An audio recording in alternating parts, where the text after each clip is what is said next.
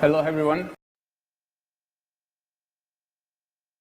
It's a pleasure to be here. I'm Filippo Giuncheri. I work as an operations engineer for the Wikimedia Foundation, and this talk will be about how we are deploying Prometheus and what the road we took to fully deploy to production. So what I'm going to talk about today, if this thing works, a little bit of introduction and, well, to set the stage, and then what we have and what we need for Prometheus, for a monitoring system in general. Why Prometheus? Why was our choice? Why not any other open source time series database out there? What's the shape of Prometheus in production? How it works, basically. And finally, what Prometheus eventually does and will do for us in production. So, well, first a little bit of introduction. The slide says Wikimedia Foundation, but Wikipedia, what's the relationship? Why the confusion? Well, Wikimedia Foundation is the non-profit organization that oversees and helps grow the project of the Wikimedia Foundation, the Wikimedia movement. And among these projects is Wikipedia, which is certainly the most common and most known, the English Wikipedia. So Wikipedia and the sister projects did 16 billion page views a month with 13,000 new editors a month. So that's quite a large project. And I'm sure everybody in this room has used Wikipedia, at least once. Well, across all projects, we have 41 million articles at the moment and 34 million multimedia files. And remember that all this content is freely available for everyone to consult, to change, and to share. You can find more data about what I just talked about in the report card. Of course, one of the values is sharing and giving every human being free access to knowledge. So one of the core values of the foundation is to share data and being as open as possible. So all the development and the processes and decisions are taken in the open. How does this thing actually works? Well, we have at the moment 4 sites, 2 data centers, 2 main data centers, both in the US, and 2 caching pops. What are caching pops? Who knows what a caching pop is? Raise your hands, please. Okay, some of you. Is a small data center, you can think about it, where we place computers around the world to lower the latency for users. And the monitor is one in the west coast of the US and one in Amsterdam. We have about 1,400 bare metal machines, which we operate ourselves, including data centers. It's fully operated in-house to keep independence, mostly. And at peak, we're doing 125K requests a second, all HTTPS. Some time ago, we switched all user and traffic to HTTPS. That was quite an interesting project as well. And we're pushing 32 gigabytes at peak outbound to clients. And as you can imagine, that's mostly multimedia content. This is what I talked about. You see you don't have to memorize these pictures, but you see ECIAD and CoFW are the 2 main data centers, and then USFO and ESAMS are the 2 caching pops. With actually one in Asia will be coming online in the next 2 quarters. So how the landscape looked like, monitoring landscape at the WMF. Well, it's sort of the standard monitoring, open source monitoring stack with storing time series database and visualizing, say for example, by Ganglia. I don't want to go through the list. Some of these tools are very well known, some of less. Anyway, over time, what has happened is that we've been adding monitoring tools, but we have been removing none. So this is all technical debt that kept accumulating. So what we needed was something that was powerful enough for our needs to remove some of these tools and give something more as well. So enter Prometheus.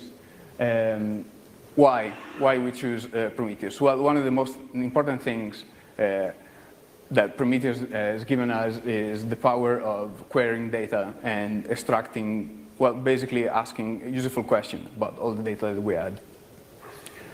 How many of you know what Prometheus is? Okay, a good chunk. Excellent. So basically, the idea is that when you get data in Prometheus, you can query it and slice and dice the data as you want. We'll see more about this later. Prometheus is a toolkit. So the idea would be that other teams outside, for example, operations itself, can use Prometheus to answer their questions. So we have, being the operations team, operational needs, say, for example, bandwidth or request errors and so on. But other teams at the foundation might have different needs that also require time series database.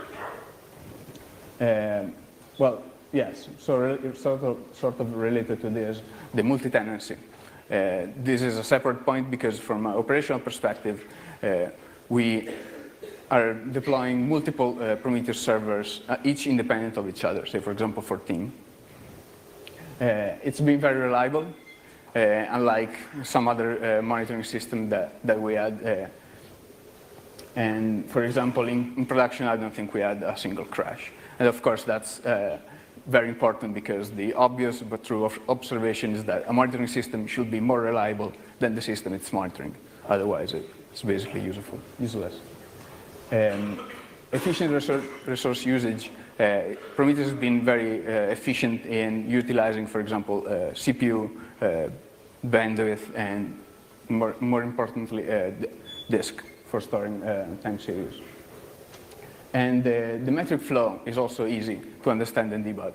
Basically, both the read path and the write path inside and outside Prometheus are HTTP based. As you've seen a few slides ago, we do quite a few HTTP requests a second. So it's a protocol that we know and encourage more services to use, as many services as possible. So what we did before production, doing due diligence, I don't want to deploy this thing to production, turn it on, and say to the team, well, okay, this is the new system monitoring, and use it. So what we did, Wikimedia also operates a virtualized environment, the WMF lab, so you can say internal cloud, even so it's open to everybody. And this cloud is used, for example, by the community to operate the software that they've wrote and operate on Wikipedia data. So you might not know this, but the Wikipedia is also edited automatically by bots. For example, to do counter-vandalism actions. So if a spam edit is detected, it will be automatically reverted by a bot. And these things all run into the virtualized environment. And also, of course, it's a playground for us before going to production. So we strive for this environment to be as close to production. The only difference being that the resources available are less and the traffic is less and so on. But for all intents and purposes, it should be equal to production. So what we did is use this playground to validate Prometheus. So the point being that if it works in the virtualized environment on spinning disks with very limited resources on a VM, it will run fine in production. And that's actually been the case. So you can see what's been going on. What we did in publicly available interfaces. Those are two instances of Prometheus that are available for everyone to see and look at. Finally, also the Grafana for labs is also available. So this is what it looks like. Well, this is the standard Prometheus interface, as you can see, is exposed on the web. And those are the endpoints, for example, for etcd, again, is used as a playground for production. We also run etcd in production.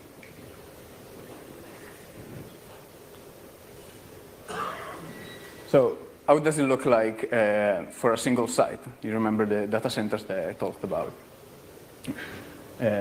Well, there is one or more than one bare metal machines running production, running Prometheus in production, and multiple Prometheus servers instance per machine.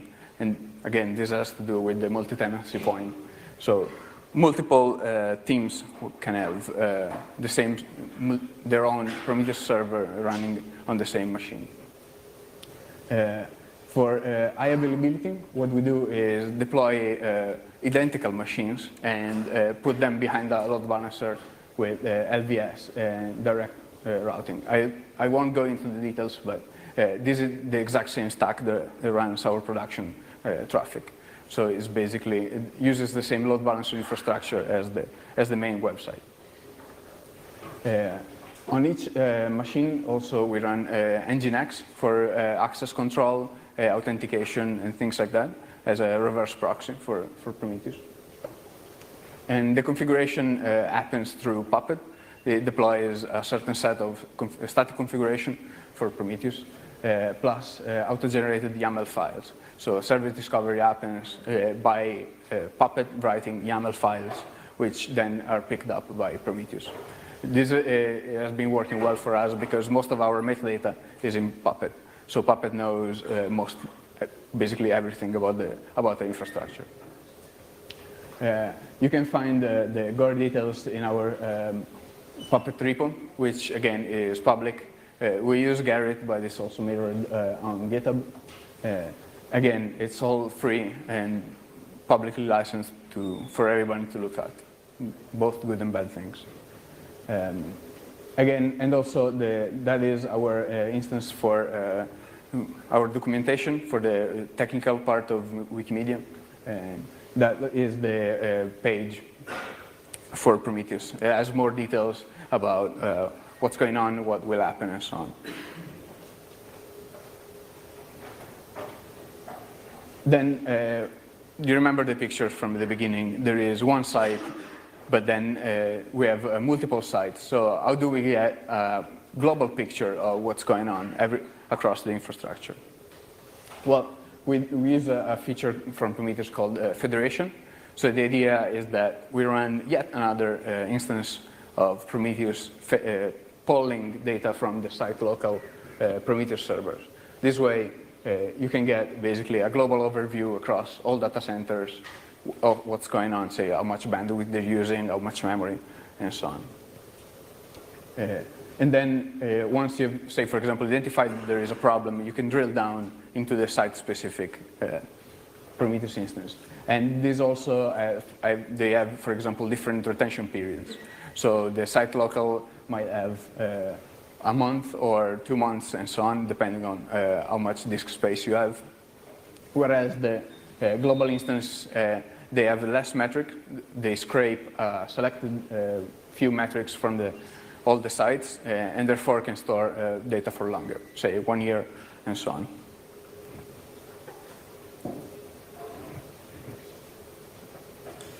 So this is how it looks like in production, one of the dashboards for Grafana. And for example, you can see on the left, those are the 4 sites with all the network and load and memory used. And then for each of those sites, you have multiple clusters. Say, for example, I'm not sure if you can read it, but there is Elasticsearch or the app servers or Memcache. So you have a breakdown of every cluster, how it's doing, and its current status. So this is proven very useful with respect to Ganglia gave us something like this, but not quite, and we'll see more about that. One of the first use cases that we had in production was actually, for Prometheus, was actually database monitoring. And we have 180 database machines running MySQL, well, specifically MariaDB 10.0. with 7 main clusters that have the content for the wikis, not really, but almost, with 21 clusters total. Again, this was the very important use case for Prometheus in production, because the previous tool that we still have in production is called Tendril, and for privacy reasons, it's not available publicly, and it's developed in-house. Well, not for privacy reasons, but anyway, it's not, the point being that it is not available publicly. What Prometheus has allowed us is to open the MySQL data, say, for example, how many queries are being run on MySQL, for everybody to see. So we have publicly available dashboards for MySQL data. And of course, the way we did it is via stock, out-of-the-box components, say, for example, MySQL exporter and Grafana. And this is how it looks like. You can actually look at this dashboard, but don't hit it too hard, please. And this is the query throughput for MySQL all aggregated. As you can see, even on database, there's quite a few queries going on. And what I was talking about earlier is that this allows us, for example, to drill down on specific, well, see, both aggregated view and drill down into a single cluster, into a single shard, saying in case it has problems. The most common one would be, for example, replication lag. And you can, at the top, you can select the shard and the type of database that you want to see. This is not something that the previous tool could do, not as easily and not as in such a way that was easy to visualize, essentially. The last, but not least, use case that we had for Prometheus was replacing Ganglia, which was one of the tools that we had for a long time, has been serving us well. It is still there, but deprecated at the moment. And what we use it for is inspect the service cluster health. Say, for example, what I showed you on Grafana, we will be doing with Ganglia. Even though the data was somewhat static in there, you couldn't manipulate the data that Ganglia gave you, or you could, but it was very hard to do. So we mostly used it for machine-level metrics, say CPU, network, all the information that the kernel gives you, essentially. And also somewhat service metrics, say, for example, varnish, and so on. But so, again, it was easy to see individual machine metrics for Ganglia, for varnish, but not in aggregated fashion and drill down into metrics and so on. So what we had to do is audit all the custom plugins for Ganglia that we developed over time and see how we could replace them with Prometheus components. Again, gory details. That is our fabricated instance where we track issues, so you can look at it at the task relevant for this work. Exabyte. This is a screenshot I took the other day from Ganglia. It seems fine. That is the aggregated view of all the clusters, as I showed you before. But if you notice, the network shows, well, not really, but those are exabytes a second according to Ganglia. I don't think so. We will be having a different conversation if that was the truth.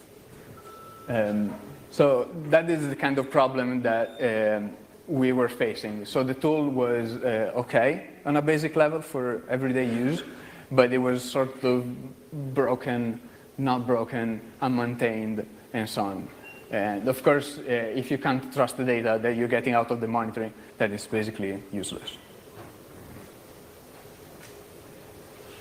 So what we did to fully port all the Ganglia metrics into Prometheus? Well, the usual case is you take a Ganglia plugin that is exporting some metrics and replace it with a Prometheus exporter. All the export does, its job is to convert the metrics that it's getting from a service into a format that Prometheus understands. There's usually two cases. The happy case is that the exporter is already packaged in Debian. So apt install, we run Debian across the fleet with some Ubuntu mixed in. That's on its way out. So apt install, have Puppet do it, minimal configuration, and that's it. The less happy case or unhappy case is we have to write and package the exporter for Debian. And that is what we did for HHVM, for example. So what we did is use the Prometheus Python client to pull metrics for HHVM on a single machine, the JSON, mangle it into a format that Prometheus understands and export it via HTTP. Usually for each exporter, there is minimal configuration that's applied by Puppet, typically instructing the exporter where to pull the metrics from. Say, for example, HHVM has a local interface that exports JSON, so point the exporter to that, and that's basically open a hole in the firewall, that's it. Plus, tell Prometheus about this thing. So I'll say, you can tell Prometheus, well, there is such and such HHVM exporters, pull it from these machines. Pull data from the machine. And build, of course, the Grafana dashboards. As you can imagine, the most intensive part of this is building the Grafana dashboards, because they're hand-curated by humans, of course. And write and package the exporter, if it's not that. Because, of course, it's code that we have to maintain, to test, and so on.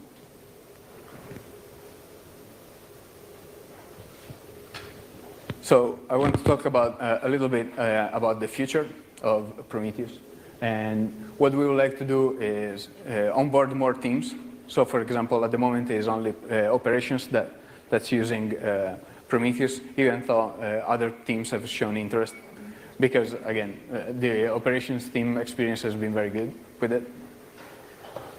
We would like to instrument our services natively, because right now we're using, for the majority of services, StatsD. So we'd like to integrate native Prometheus support for it. We will be running a Kubernetes cluster, and Prometheus has native support for Kubernetes. So that will be one of the use cases for monitoring Kubernetes in production. Of course, we will be adding more and more exporters, more data into Prometheus. For example, we run quite a few, for better or worse, JVMs in production. For example, Cassandra or Elasticsearch. So there is a way to export data for running JVMs. And, well, of course, also alerting. That's been a use case we haven't tackled yet. We're concentrating on basically the monitoring side of it. We're not running any alerting yet on Prometheus, but we will soon. And last but not least is retired Graphite. At the moment, we have a Graphite stack running on 4 machines, which, as a matter of fact, Friday, they ran into a problem. We burnt out through the SSDs because Graphite is not very nice to its local storage, so basically the SSD is worn out. So that's one, among other things, one of the reasons we would like to retire Graphite. Well, how do we do that? It's work in progress. It's not easy. Most of the things are still in Graphite, so we'll see how we will be able to do that. I have a few takeaways for you to take home or on a plane or whichever. Of course, as you could get, Prometheus has been helping the Wikimedia Foundation monitoring, and deploying to production was fun. Was a rocky road as well. It's not a straight path, but it was fun, nevertheless. And the gains are well worth it. We are now able to inspect our data and model it to what's really happening inside the infrastructure. And of course, multidimensional metrics are awesome. Because earlier, what we had to do, for example, for varnish metrics, is construct very long queries from graphite data and hope they don't change over time, or play with wildcards and hope the naming scheme stays constant, and so on. So this is all I had. If you have any questions. Yes.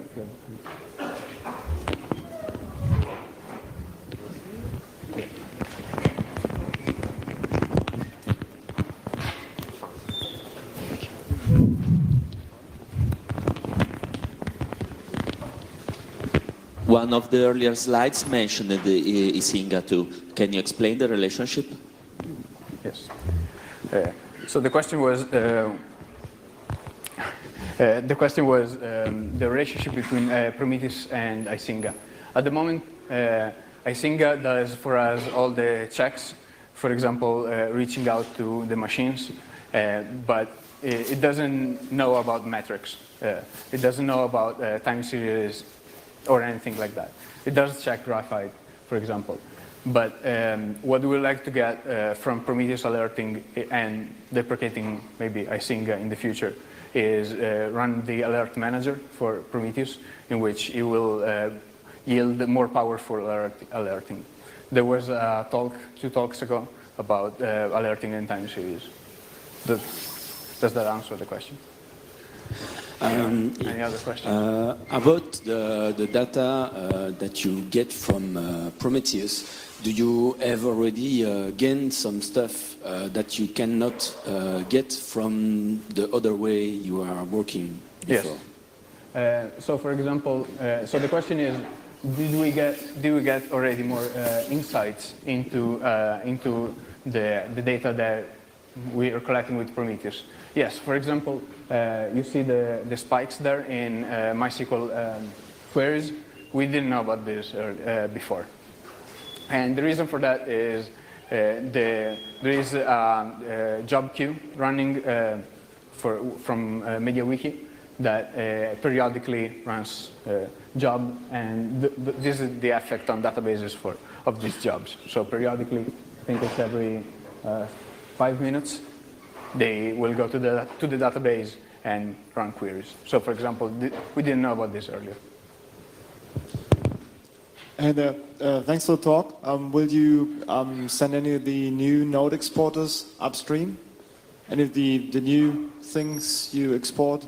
Yes. So the question was, will we be sending the new things that we added upstream for exporters? The answer is yes. For example, the HHVM exporter, it's not published yet on the Prometheus website, but we are effectively upstream for it because nobody else wrote it.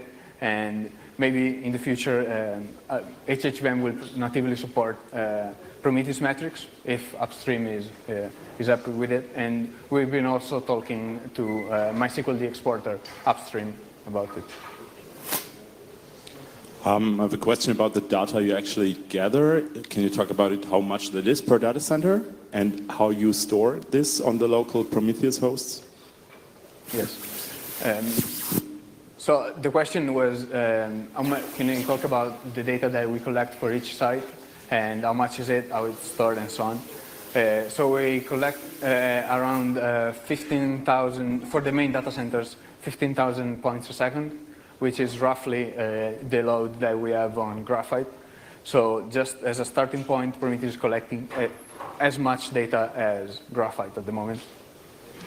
Again, 15,000 points a second, and those take about 1.3 bytes per point on disk. And the machines that run Prometheus have a mixture of SSDs and spinning disks. So I have a related question. What is the most used resource? Is it a lot of CPU usage or memory? Disk, obviously. Sorry, can you repeat the question? What is the most intensive use of the resources? Is it CPU usage or memory usage? So it's a combination of both. Surprisingly enough, for us, it was not disk I/O. In fact, Prometheus is very efficient, unlike say, for example, graphite in disk I/O because it buffers data in memory and then streams it to disk. So the main resource problems or usage is CPU, depending on how many queries, for example, you're running, and memory. Because at the moment, to run a query, it has to load all the data in memory. So it is essentially bound by how much memory you have. Questions?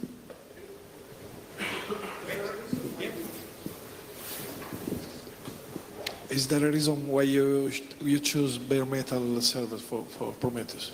So the question is, why do we choose bare metal servers for Prometheus? So in the trial that I showed you, it actually started as GAN80 VMs. And we moved to bare metal machines because they offer essentially more performance. Any more? Okay, thank you very much for the talk. Thank you.